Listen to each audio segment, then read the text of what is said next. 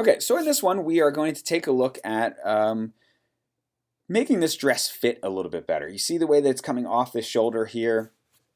It's a real simple edit, and then we'll do like a really little liquefy thing.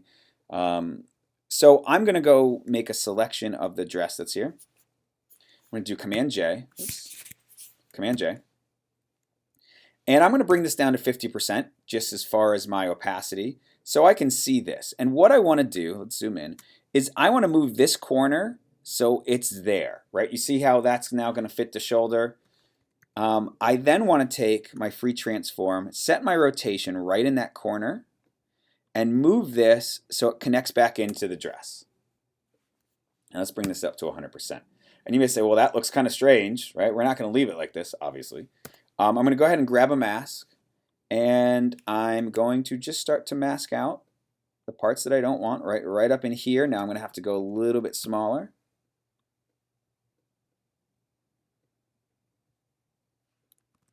All right, we're going to make sure that we keep this portion right in there. So we got to be really careful.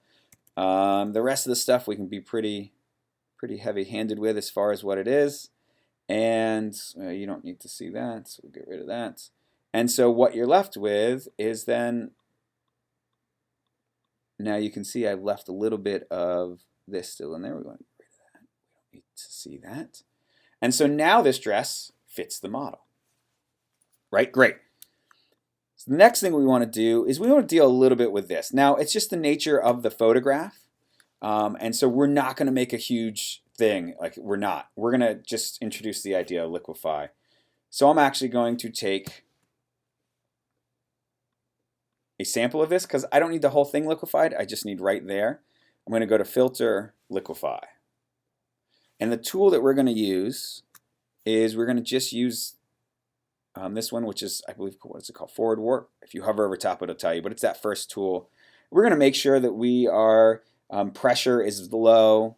I'm going to make this brush just a little bit bigger. And all I'm going to do is I'm just going to move this in slightly. That's it. Nothing too crazy. You can see I'm just pushing that in a little bit. We're going to extend this out a little bit. And looking at that, all I did was just move it in just a little bit. And that's it. That's all I wanted to do. Now, one thing you notice when I push this in is I get a little drag and a little blur that's on there. Well, because you guys are savvy Photoshop users, I could either use the stamp or I could use Command J, which is what I'm going to do. I'm just going to grab a large chunk of this stone, do Command J, oops, make sure we drag it over top of here, and then all I would do is mask out the edges.